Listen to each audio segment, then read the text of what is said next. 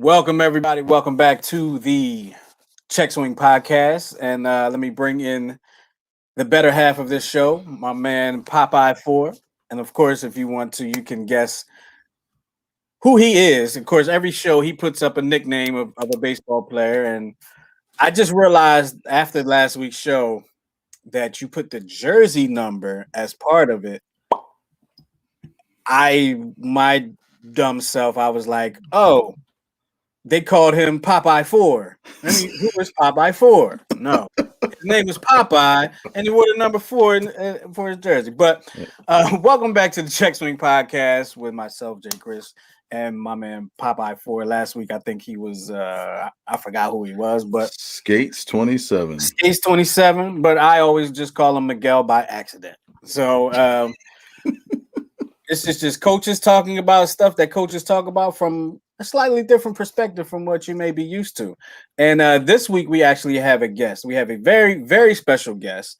She is a recent Hall of Fame inductee. She is a 12-time champion. More than that, really. Like, I'm just talking about what she did in college. She's an educator. She's an amazing person. I've known her for a very long time. I'm talking about Miss Afia Lewis, Temple Hall of Famer. Welcome to the Check Swing podcast. Thank you. Thank you for having me. So we're talking to Afia because Afia is a track coach. She came up running track. She ran track at Temple. She ran track in high school. All Delco. She wasn't going to be on the track team unless she was all Delco, so she had to be all Delco to be on that squad. 18 MVP.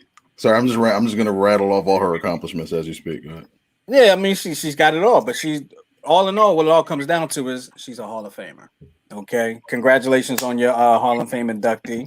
Thank you. Induction. But you have seen our show, and I believe we were talking previously or before the show started. We were talking about one of the things that we actually spoke about last week about, or was it 2 weeks ago, about championship or Hall of Fame. You have both. Yes. So you're in a good position to speak on this.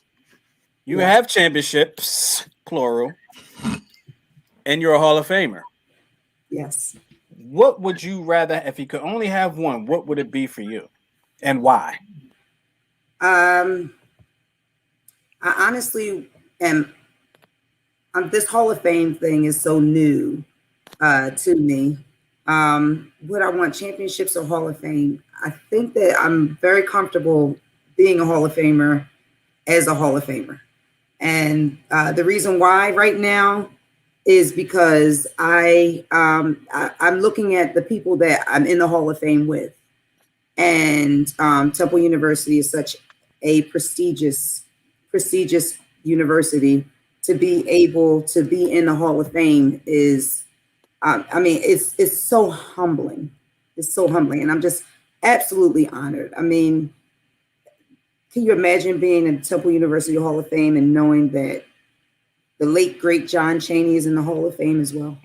God rest his soul. An amazing person. Amazing person. I got to meet him a couple of times.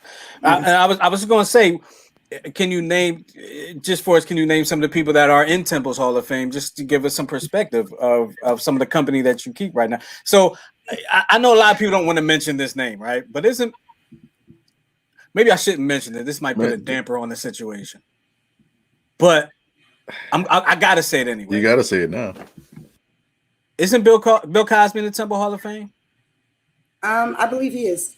Because I think going through McGonigal Hall where they had those pictures up, I remember seeing his picture up there. How about some other people in the Hall of Fame? Guys like some of the basketball players, Eddie Jones. Yes. Some of the football players, I'm thinking there's like Joe Klecko. I think Dan Klecko did Dan Klecko go? Anyway, this is not about them. This is about you. All right, we're giving you your flowers right now. So you said you being if you had to pick one, Hall of Fame would be it because because the company that you now keep, that your names are mentioned amongst all these other Hall of Famers. Yes. And really, it's such a truly an honor because there's so many great, phenomenal track stars that came out of Temple University, and you really can't achieve these accomplishments without a phenomenal team. Everything in life, pretty much, it's a team effort. And if I didn't have such phenomenal team members, there's no way I would have been able to accomplish this. So I must make sure I say that at the top of this broadcast. My team members, like, they lift you. On every team I've ever been on, it's a team effort to be great, and I'm very thankful for it. So I want to give you a chance for you to toot your own horn, and Miguel, then I'll let you jump because I don't want to be talking to her the whole time. I'll let you get a chance. Why don't you run down some of your accomplishments? I mean, even high school and college, because I was there for some of the high school stuff. I was able to see some of it, but Miguel wasn't, so he needs to know too. So, okay. So, I was on the 1996 state championship team at Penwood High School. I attended Temple University with earning a full scholarship to Temple University. That's why I had the opportunity to win as many championships as possible with a phenomenal team. In my career, I'm an educator.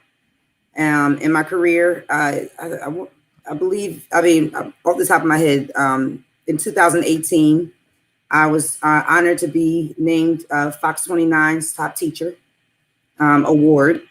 That was for the work in the community and really fighting for our children's literacy. It's important that we do that, and the community and I, we had a ball. So I was very thankful for that. In 2019, I was honored by the House of Representatives, Joanna McClinton, honored for the work that I do in the community, for my mentorism, for just work in our community.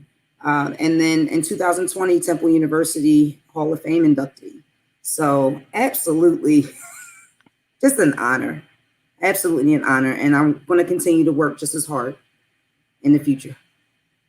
Absolutely. Miguel? I always think about, because I never actually, I had the opportunity to play college sports, but I didn't, because I went through, you have a lot of voices, kind of outside, thinking, oh, you should try this, you should try that. And I did that and failed miserably because it wasn't in my heart. What was the transition like from running track at the high school level and then running at the collegiate level, like from just the mental preparation, the coaching, what was that transition like?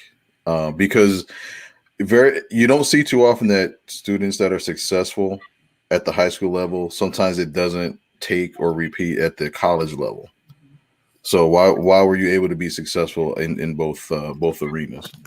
So just like in education, different kids need to be coached in different ways.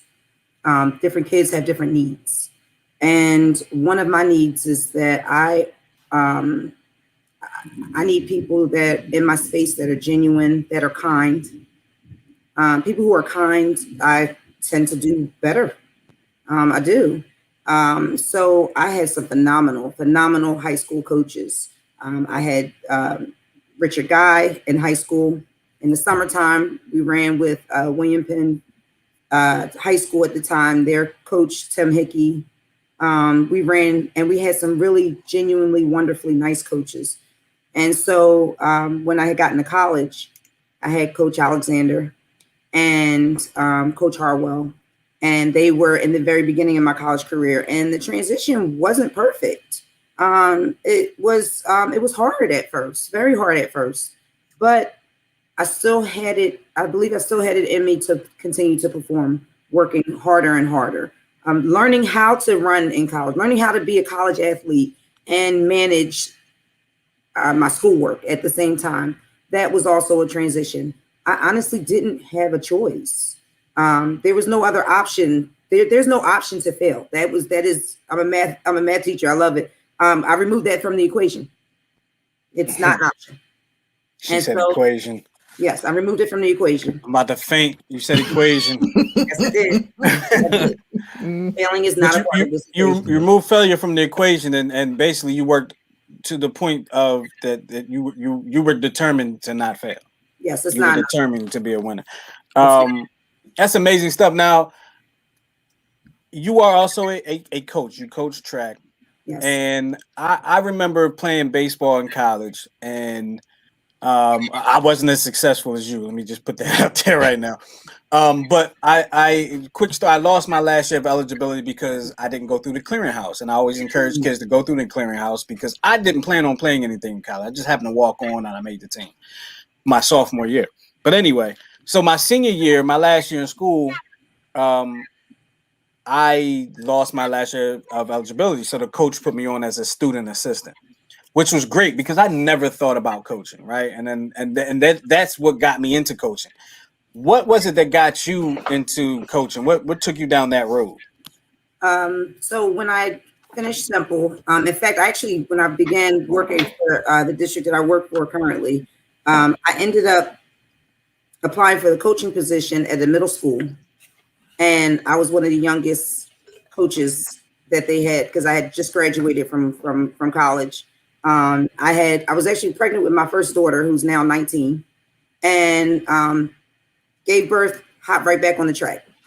Like literally like 2 weeks later, hopped right back on the track. It was time. Wow. Wow. And at that time, I believe wait a minute, like as a runner? Not as a runner, but as a coach. Like okay. I only left my daughter an hour a day, so it wasn't really, that terrible. But that's it. I wanted track and field. I wasn't getting rid of it. And that was I believe it was in 2002 that I started with that. Throughout my career, I think I coached from 2002 to about 2009. And 2002 to 2005, I believe I coached first. And then moved to Atlanta, came back again, and still coached again. But around that time, that's when I had kids like Brittany Wallace, who is phenomenal, absolutely phenomenal. In fact, she's getting married soon. And I during that time, I was able to just develop. I wanted the kids to be able to have the same experiences that I had. It was really just. Everything I do is love. I want to pass on love. I want to pass on knowledge. And so that's really why I decided to start coaching at that time. Currently, I'm focused on education. So right now I'm educating and winning educator awards. And being an educator, that's coaching too. Like when you're a teacher, you're coaching. Miguel, did you want to? Because I know Miguel is like a researcher. He does all this stuff. And I talk too much sometimes on the show, too. So. No, you're doing just fine, sir. You're doing just fine.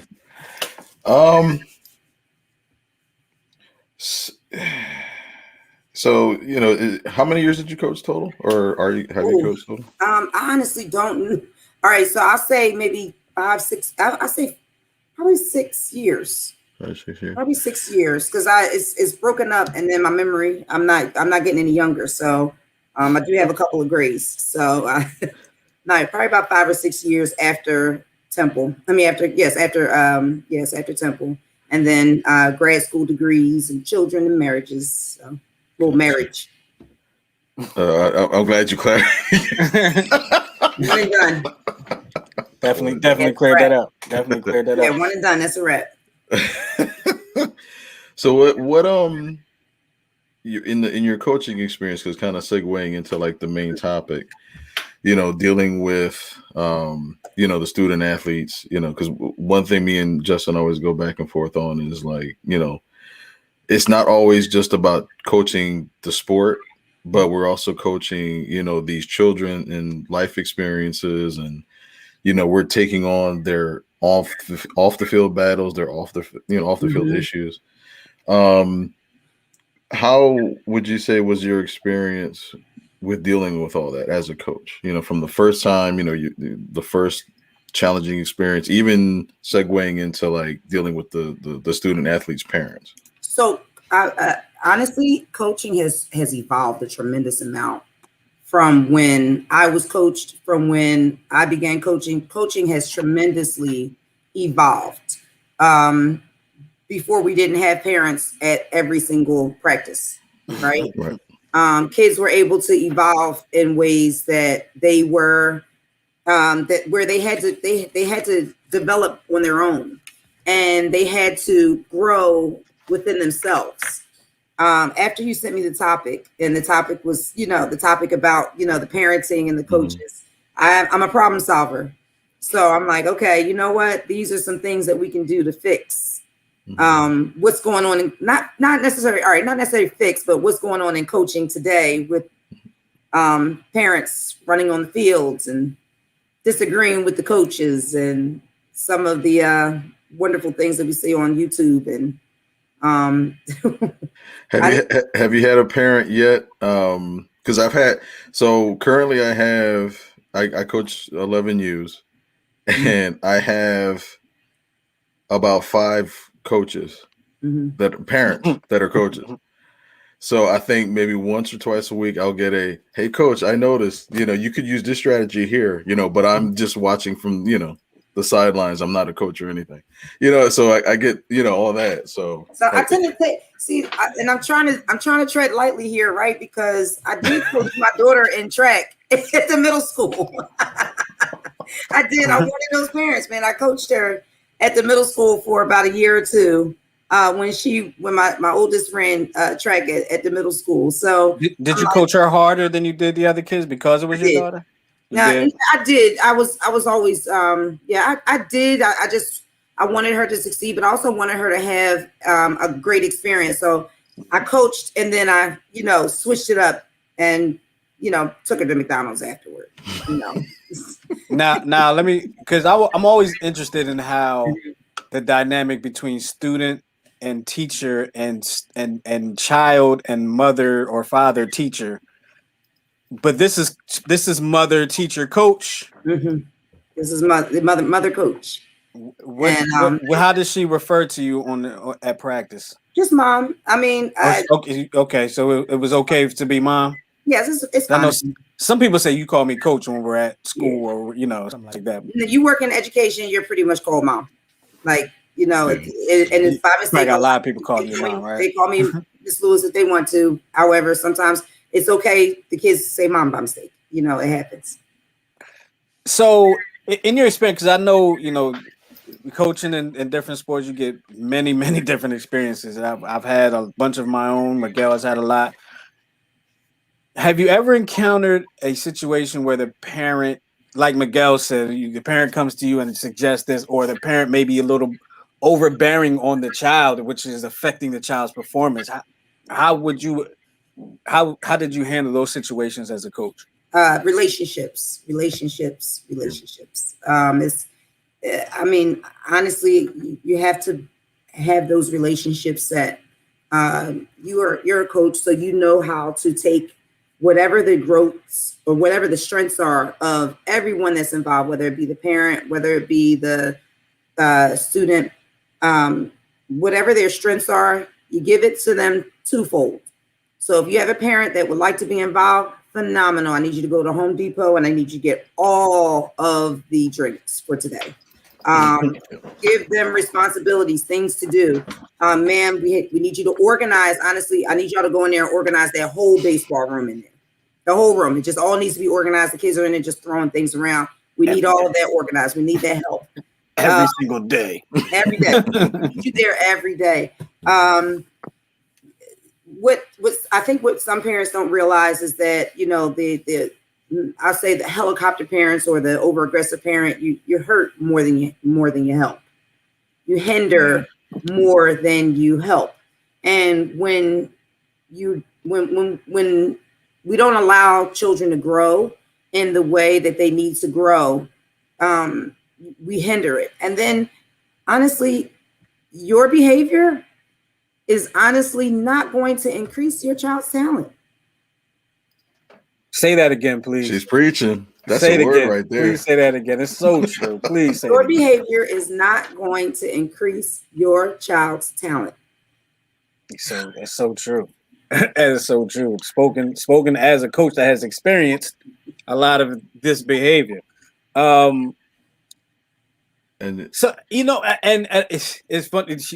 That's great. Like I never thought about like give parents a job. 'Cause, I mean, Miguel can attest to we didn't really have parents. We didn't have a lot of. We had some parent participation, but we didn't have the overbearing parent. We didn't really have that issue, at least during Miguel's tenure, right? So, but before Miguel got there, was coaching. We did have a few parents with the previous head coach that were, in a sense, sometimes they think they're smarter than the coach, right? Mhm. Or whatever the case may, or they think their child is a star because they've never seen their child practice or the practice habits, and though that can get very difficult for a coach.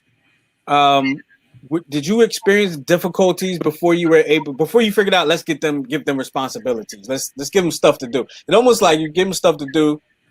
Let me get them stuff to do and get them out of my hair. Mhm. But do you have any difficulties before you gave them stuff to do? Like where you have a parent just maybe at the fence at the starting blocks at the 100-meter dash, and they're telling their kid, come on, you gotta get ready, and they end up false starting because they're all hyped up and worked up. Have you ever had some of that? I'll say I have pictures of me with my parents. Actually, I know I have Anita on my Facebook page, and her son is doing quite well now. But my parents were always so nice and so kind, helpful, nice and kind. And like I said, it's honestly the relationships that we have. Relationship building is everything when it comes to needing the help that you need. I just honestly utilize people for my needs for the team. And it was good to have it because there used to be a norm of behavior where parents wouldn't push so hard. Now things have evolved and now things have changed. Kind of like the parents want to live vicariously through their child now. They want to get to that point. Have you had any differences between mothers and fathers? Like in my experience, the fathers are the one, because a lot of times the fathers play baseball and they think they know. Fathers are the ones that will second guess you. Mothers, as my experience, have been great. Mm-hmm. Your experience between mothers and fathers? Very helpful. Honestly, I really haven't really had any issues with my parents. Okay. They've really been great, very respectful, and it's honestly because they have that mutual respect. So let's talk about this. Let's talk about how they made your job easier, in a sense. Let's talk about that. So some of the things that they were able to do.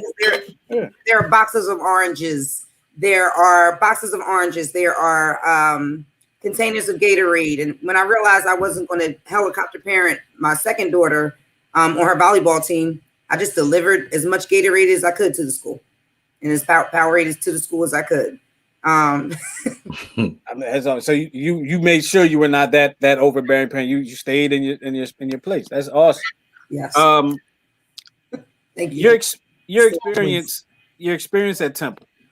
Okay. Ooh. Your experience at Temple prepared you for coaching in what way? I'm gonna be honest, my experience at Temple prepared me for life in general. However, as a coach, just honestly understanding patience with the kids that you're working with. Not everyone comes from that perfect, or what people conceive to be that perfect household. And people need patience, and people need understanding, love, and the opportunity to voice their needs. That's honestly what I was able to receive at Temple. When George Phillips took over as my coach, he listened a tremendous amount to me. That very next season, I won A10 championships, multiple. And that's why I said that kindness really, really makes a difference. it's so important that we humanize people when they're need. It's not a system where it's a you do what I do or you do or where you're telling me what to do. It's a coaching. It's a coaching position. So it's not you're not delegating and forcing, because you don't get anything out of people when you do when you treat people in that manner. Who is Afia Lewis, the coach?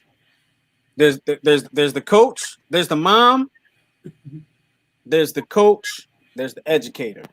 Mm-hmm. Who is the coach? Who is Afia Lewis, the coach? And who is Afia? Oh, actually, before you answer that, I did want to. I don't know if you saw this earlier. Nicole Miller said one of the best educators I know. I don't know if you saw that earlier, but I wanted to bring that to your attention. Listen, yes, Nicole Miller is one of the best educators I know as well. Phenomenal. And Kyle the barber says she's amazing. He is the best barber, actually. I actually judge people on the strength of their haircuts. I do. Hey, I'm kind of embarrassed that he's watching now, and I'm looking the way I'm looking right now. I do. I'm concerned if your barber doesn't like you. You need to go see Kyle. You cannot be in this space and not see Kyle. Like whoa, sir. Ooh, I have, just going to send you a text message and to Style Seat. And Justin needs to see. I do need to see. I sent some people his way too. Yes. Sent some people his way. So I it is what it is. Here we go. Here's a question for you. How can Black and brown coaches better support the whole child, not just the athlete? And I guess that can be a question for all of us. Yeah.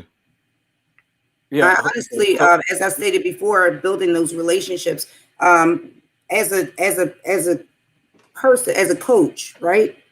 One of the things that my coaches did is that they knew everything that I did. They knew about me. Just like even as an educator, I know about what's going on in my kids' lives at home. I know what's going on. I know what their needs are. I talk to them. I watch their interactions between them and other people. And I protect. I am a protector. And I protect my kids. And so coaching them, telling them the truth, giving them what it is that they need, helping them set goals, and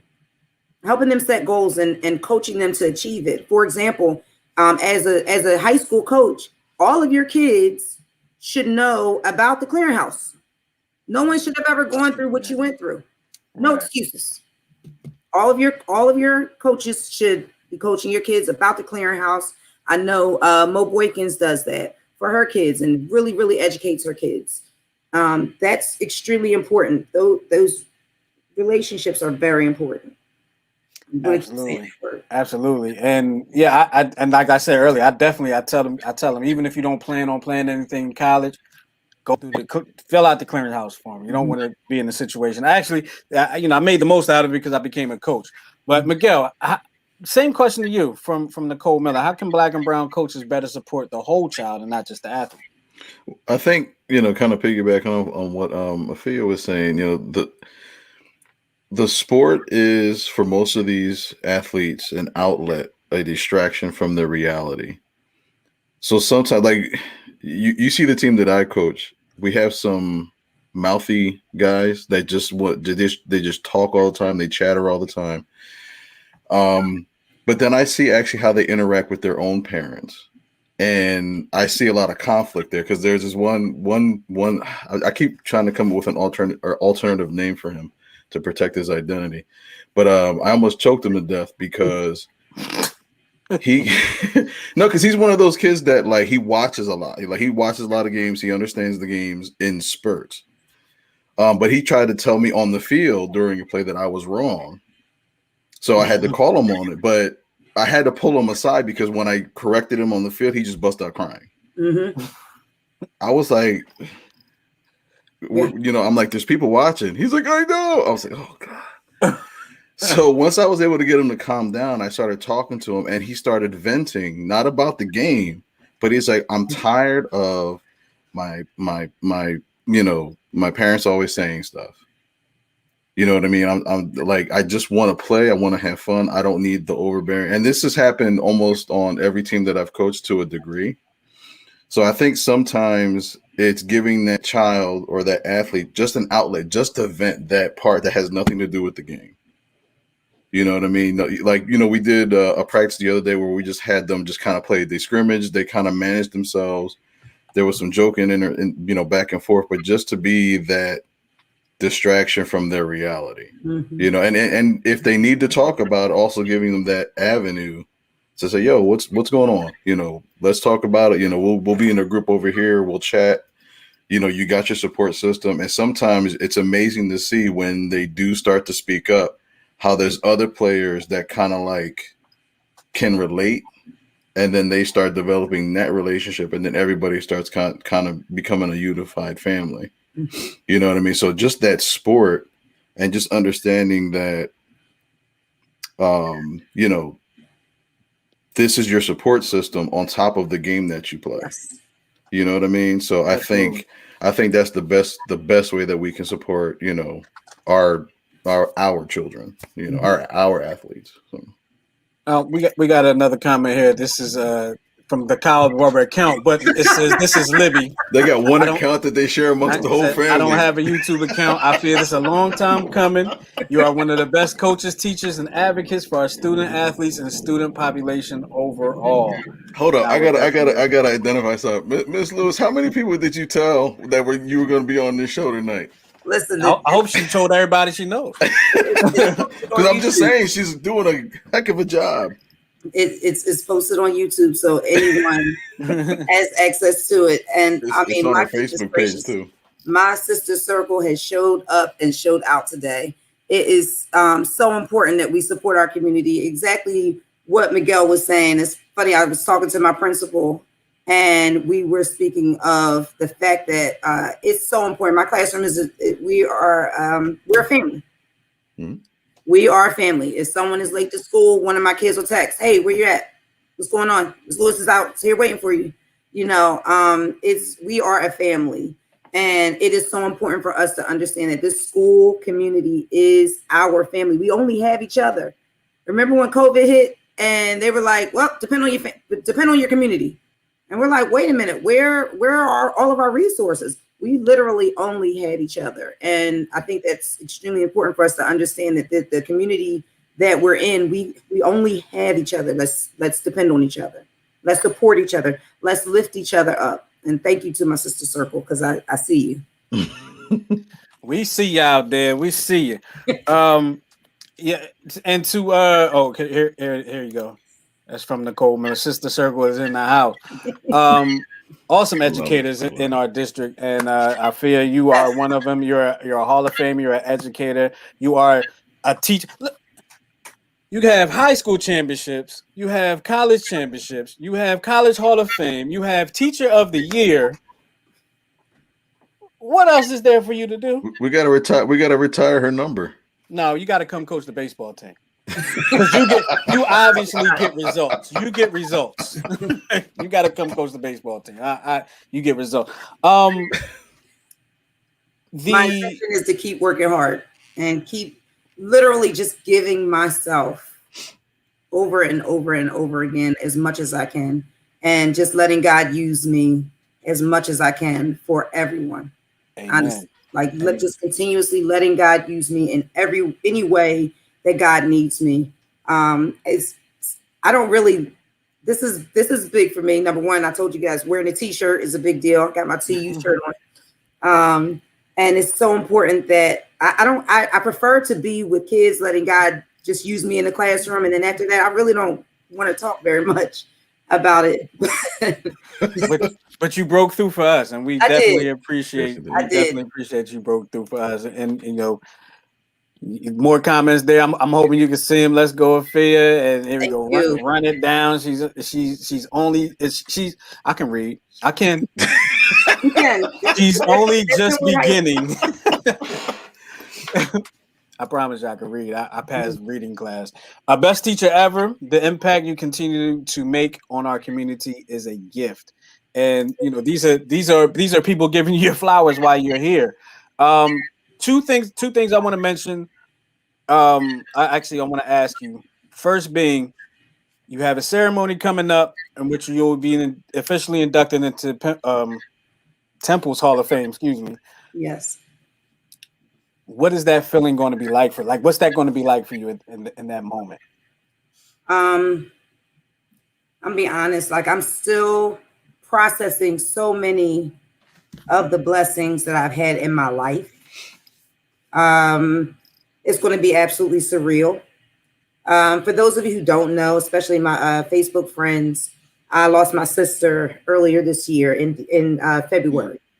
I'm sorry. And to be able to have this happen and to be able to celebrate this is going to be absolutely amazing. And just like I stated before, truly, truly, truly humbling to have these type of blessings in my life, to have the support that I have from everyone that knows me, that really knows me and loves me and understands the me that I am. I'm different. I'm fun. I'm wild. I'm myself, and I'm thankful to be the me that I am. I'm thankful to have the community, the friends that I have, the laughter, everything that I have. I'm just thankful, and I'm absolutely honored. And before I go into the other thing, I just want to say I miss seeing you at Kerrfield. It's time for you to get back over there. Yes, at Kerrfield. Yes, I'm ready. This next thing I'm going to say is really I'm really busting Miguel Stones, or I'm really busting Miguel Stones with this one. But we talked before the show, and Miguel said that basketball is no longer a sport. Oh my goodness! You're still killing me about that. Playing right now. You're still killing me about that. I showed you my example. Okay, and I'm going to give you my example of anyway. Afia, what say you? Basketball is a sport, right? Basketball is absolutely a sport. Are you kidding me? Even with all the flopping and all that, still a sport. Listen, right? I'm sure that some of the other Temple University Hall of Famers would say different. I know that you can't basketball is absolutely a sport. What are you going to tell Lynn Greer, Pepe Sanchez, that they're not athletes? Hold on. I respect the Hall of Famers because they played basketball when it was a sport. I'm saying basketball now, today, is not a sport. Just on the flopping alone, let me ask you this. It's a hard watch. Let me ask you this. I'm an 80s baby. I'm used to clotheslines. I'm used to like no blood, no foul. Like so if you go out and play basketball, you're clotheslining people. I'm a hacker. I think in the 3,000 games that I've played basketball, I've scored like maybe 4 points. I'm in there to frustrate the best offensive player. I'm kicking, I'm spitting, I'm doing all that stuff. But that's like poo-pooed upon, in the actual game you watch on TNT and TBS. I'm sorry, Miss Miller. That comment says it all right there. This sorry. Is absolutely absurd and ridiculous. I'm going to end it with that. I'm just going to end it with that. I'm going to end with that. Look, make sure you subscribe to our YouTube channel. If you're watching on YouTube right now, just go ahead and hit that subscribe button. You'll be able to see all the shows that go on here at New Twist Radio. I'm talking about Friday Vibes Morning Show, the 10-7 show every Sunday night at 7:00. This show, Intelligent Ignorance, Let's Not Argue, a lot of shows that's going on. Also, you can join our text community by texting 215-486-0335. Before we close this out, Miss Lewis, I want to ask you, do you have any last words before we let you go? Honestly, I'm just thankful for you all to have me on here. Social media has not been my favorite thing lately. So I just want to tell everyone that I'm thankful to have you all. Continue to be here for our Black and brown children, be here for all children, be here for our Black and brown children of our community. Continue to fight for everything that our children need. And I'm very, very happy in the community that I serve, in the Wayne Penn School District. Honestly, we are growing, we are changing. And I am very excited about these wonderful changes. We have new leadership, and we're looking forward to more new leadership as we continue on. So I'm just thankful for everyone, and I love y'all. I absolutely love you all. and I'm sure they and we love you too. Let me tell you, Afia gives the best hugs, y'all. She gave me a hug at the field one day. I was like, that was the best hug I ever had, right there. Yeah, and don't pull away. Don't pull away because she was like, get you. She's like, you ain't leaving. Because Not before say so. I came by her class one time because I was taking pictures, for some things that we were doing. And I'm like, all right, I'm gonna get ready to take. I did the one arm John. She was like, she's like, come on. I was like, okay, then, because you gotta prepare yourself because if you're in mid breath, you'll choke. You gotta be like, okay.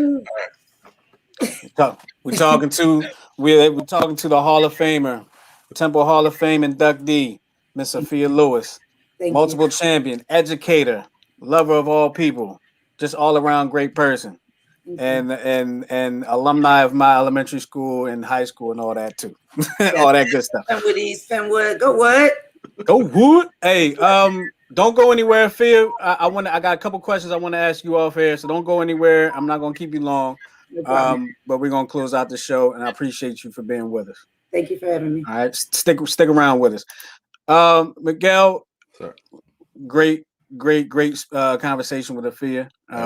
We definitely got to have her on again if she'll have us. I know she said she don't do this much often, so it was a special moment for us in the Check Swing podcast. But we're going to get out of here. Make sure you check us out next week on the Check Swing podcast right here on the New Twist Radio YouTube channel, on the Twitch channel, on Facebook, Instagram, so all that good stuff. And we'll see you next week at 9. For Miguel and for Afia, I am Jay Chris, and I think it's time for us to get out of here. Talk to y'all next time. Peace.